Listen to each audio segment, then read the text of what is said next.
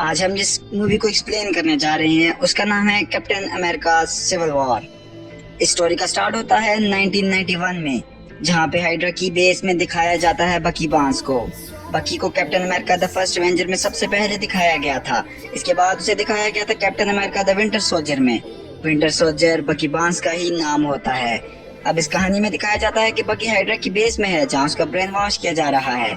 उसका brain wash करने के बाद उसे एक मिशन पर भेजा जाता है और हम देखते हैं कि बकी एक गाड़ी का पीछा करता है और उसका एक्सीडेंट कर देता है और उसकी डिग्गी में से एक सीरम ले लेता है।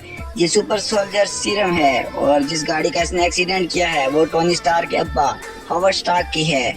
इस एक्सीडेंट में टोनी के माँ बाप दोनों के दोनों मारे जाते हैं। कहानी अब प्रेजेंट में वापस आती है, जहाँ हमें दिखाया जाता है captain America, black window, Wanda और फैल्कन को। ये सब नाइजीरिया के लिकोस में हाइड्रा के एक सुपर सोल्जर को, जिसका नाम ब्रेन वॉश ठीक बकी बांस की तरह होता है, उसे एक वेपन चुराने से रोक रहे होते हैं। उसके साथ उसकी टीम भी होती है और फैल्कन, ताशा और वांडा सब मिलकर उसके सब आदमी को खत्म कर देते हैं। और अब आता है खुद सुपर सोल्जर। उसका सामना होता है कैप्टन अमेरिका से। वो कैप्टन अमेरिका से तकरीबन हार ही गया था कि वो एक फिट हुआ बॉम्ब ब्लास्ट कर देता है जो उसी की अपनी बॉडी में फिट था और उसी की बॉडी को तबाह करके जला देता है। और इससे पहले कि कैप्टन अमेरिका को चोट पहुंचती, वांडा अपनी पावर से उस जलते हुए सुपर सोल्जर को उठा के एक बिल्डिंग में फेंक देती है, जहाँ पे इस ब्लास्ट की वजह से कई मासूम लोगों की जान चली जाती है। वांडा को इस बात का बहुत दुख होता है, हालांकि उसने ये जानबूझकर किया भी नहीं होता। कैप्टन अमेरिका उसके पास जाता है और कहता है कि ये हम दोनों की गलती है और हमारे काम में ऐसा होता है, अगर हम ज्यादा सोचेंगे तो हमारा काम रुक जाएगा। अब एवेंजर्स की एक मीटिंग होती है जो यूएस की सेक्रेटरी स्टेट से होती है और ये होते हैं थेडियस रोज, जिन्हें हमने सबसे पहले इनक्रेडिबल हल्क में देखा था, जो कि ब्रूस बैनर यानी हल्क की गर्लफ्रेंड बैटी रोज के अब्बा होते हैं। पहले ये आर्मी में जनरल थे, लेकिन हार्ट अटैक के बाद उन्होंने आर्मी को छोड़ दिया था। थेडियस इन्हें बताते हैं कि एवेंजर्स ने आज तक जितने भी मिशन किए, हालांकि इन्होंने सबको मात दी, लेकिन इस दफा कई मासूम लोगों की जान भी गई है। मेरी नजर में तुम लोग खतरा हो। तुम कभी भी किसी मुल्क में चले जाते हो और वहाँ तोड़ फोड़ करने लगते हो, लेकिन अब ये सब नहीं चलेगा। मेरे पास इसका एक हल है।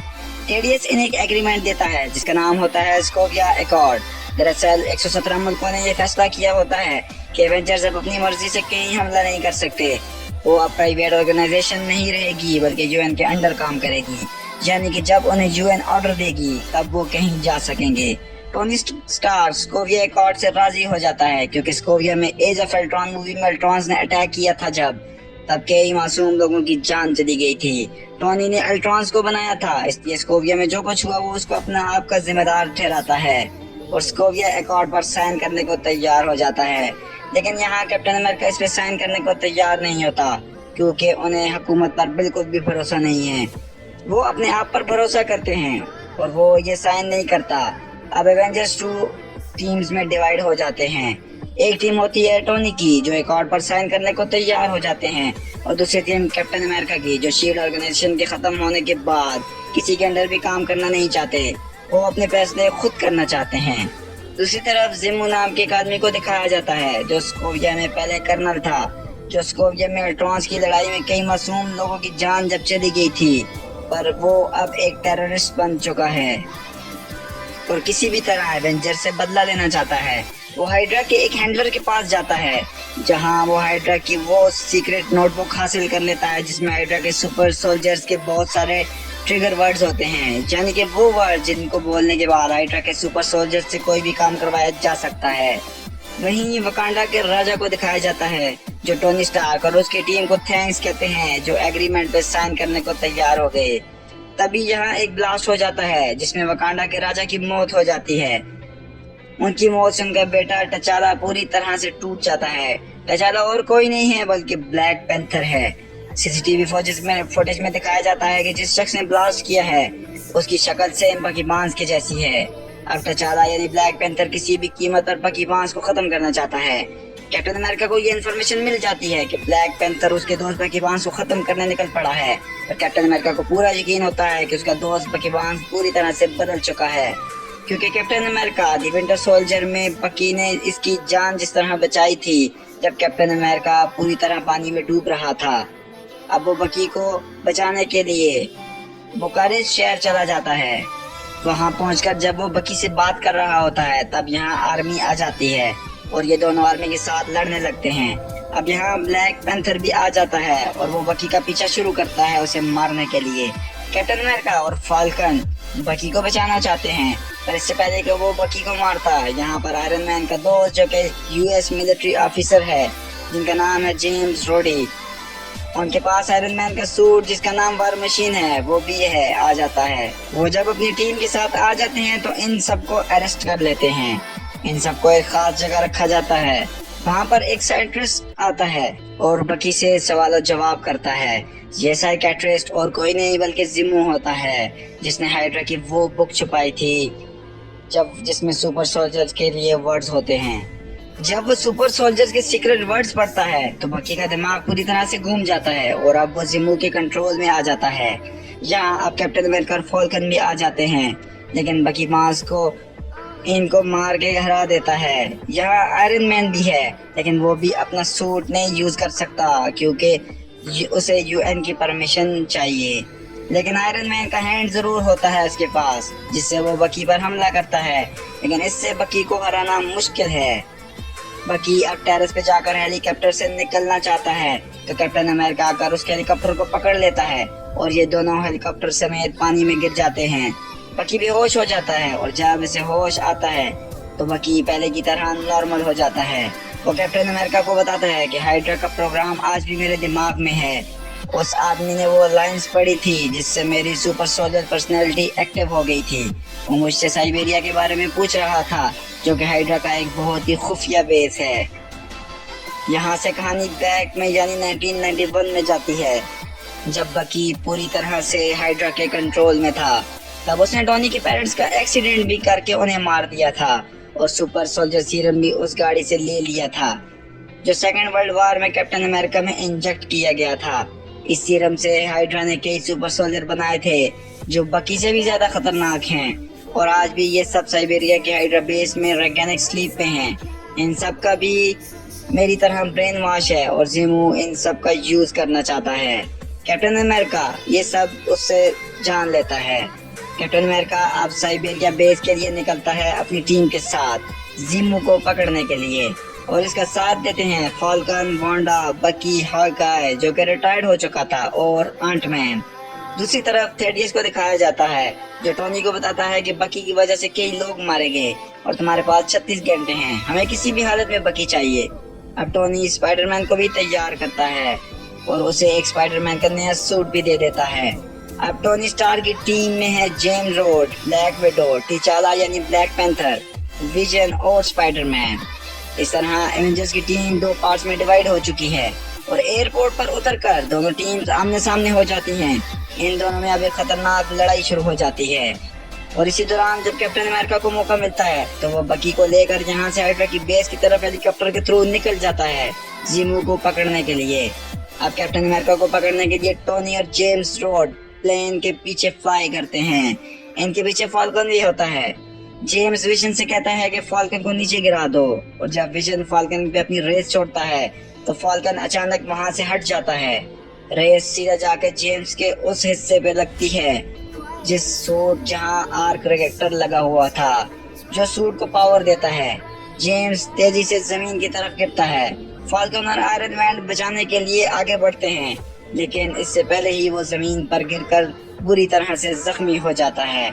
आयरन मैन को यहाँ इन्फॉर्मेशन मिलती है कि बकी से मिलने वाला साइकियाट्रिस्ट असली नहीं था, उसका नाम था जिमू और उसने असली साइकियाट्रिस्ट को मार दिया था और साइकियाट्रिस्ट की बॉडी के पास उन्हें एक नकाब भी मिला था जो बकी का था।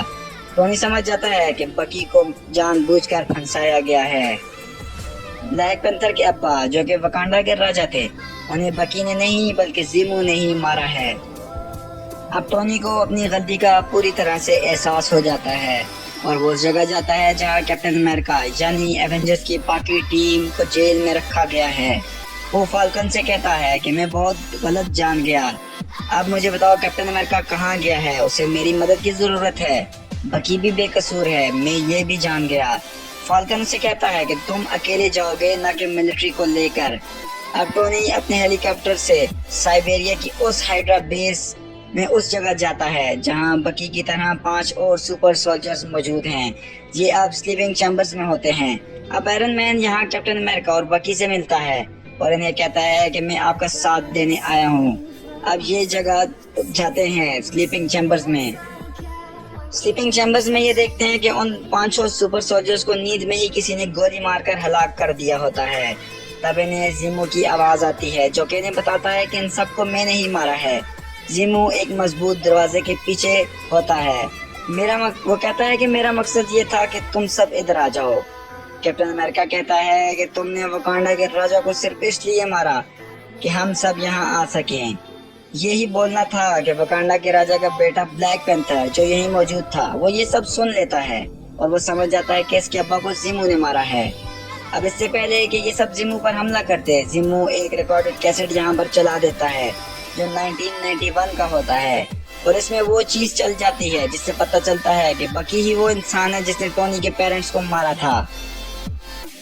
टोनी ये देखकर आउट ऑफ कंट्रोल हो जाता है और कैप्टन अमेरिका से पूछता है कि क्या तुम्हें इस बात का मालूम था। टोनी कहता है कि हाँ मुझे पता था। कैप्टन अमेरिका के हाँ कहने पर टोनी कैप्टन अमेरिका पे हमला कर देता है और इन दोनों की आपस में फाइट हो जाती है। अब टोनी बकी से भी फाइट करता है और उसे भी मारना चाहता है, लेकिन कैप्टन अमेरिका बकी को बचाना चाहता है। इसलिए नहीं कि वो इसका दोस्त है, बल्कि इसलिए क्योंकि वो जानता है कि बकी ने टोनी के पेरेंट्स को जब मारा था तब वो हाइड्रा के कंट्रोल में पूरी तरह से था। इन तीनों के बीच अब लड़ाई होती है और टोनी कैप्टन अमेरिका को अपनी पावर से दूर फेंक देता है। बकी अब टोनी के आर्क रिएक्टर को पकड़ लेता है और तभी उस आर्क रिएक्टर से एक ऐसी रेस निकलती है जिससे बकी का वो हाथ जो उसकी पावर है वो उसके जिस्म से अलग हो जाता है। अब टोनी कैप्टन अमेरिका पे हमला करता है लेकिन बकी उसका पाँव खींच लेता है जिससे कैप्टन अमेरिका को मौका मिलता है और वो टोनी को जमीन पर उठाकर पटक के मार देता है और वो अपनी शील्ड से आयरन मैन का मास्क तोड़ देता है और आखिरी बार वो उसके आर्क रिएक्टर पर करता है जिससे टोनी का पूरा सूट डेड हो जाता है। वो टोनी को मारता नहीं है क्योंकि वो जानता है कि टोनी का गुस्सा इस वक्त जायज है। टोनी कहता है कि ये शील्ड मेरे अब्बा हावर्ड ने तुम्हें दी थी, तुम इसके लायक नहीं हो। कैप्टन अमेरिका वहीं अपनी शील्ड फेंक कर चला जाता है। दूसरी तरह जिमो को दिखाया जाता है जो ब्लैक पैंथर के पास पहुंच जाता है और उसे बताता है कि मेरा बेटा एवेंजर्स से बहुत मोहब्बत करता था, वो एवेंजर्स का फैन था, पर एवेंजर्स ने जब स्कोविया पर हमला किया तब मेरा बेटा, मेरी बीवी और मेरे अब्बा उसमें मारे गए। इसलिए मैं एवेंजर्स से बदला लेने के लिए उन्हें आपस में लड़वाना चाहता था और जो मैंने कर दिखाया। तुम्हारे अब्बा एक अच्छे इंसान थे और मुझे उनकी मौत का अफसोस है। अब जिमो खुद को गोली मारना चाहता है लेकिन ब्लैक पैंथर उसे पकड़ लेता है और अथॉरिटीज के हवाले कर देता है। टोनी स्टार्क को अब दिखाया जाता है जो अपने दोस्त जेम रोड्स जिसके पाँव खत्म हो चुके थे उसके लिए इलेक्ट्रिक पाँव बनाता है जिससे कि वो अब चल सकता है। मिड क्रेडिट सीन्स में वकांडा दिखाया जाता है जहाँ कैप्टन अमेरिका बकी को एक स्लीपिंग चैम्बर में डाल रहे हैं ताकि वो अपने ब्रेन को पूरी तरह से रिकवर कर सके और कभी कोई उस पे कंट्रोल न डाल सके। और यहाँ ये कहानी खत्म हो जाती है। हम उम्मीद करते हैं आपको हमारी आज की ये वीडियो ज़रूर पसंद आई होगी। हमारी वीडियोस को ज़रूर लाइक कीजिएगा और हमारे चैनल को ज़रूर सब्सक्राइब कीजिएगा। Thank you for watching.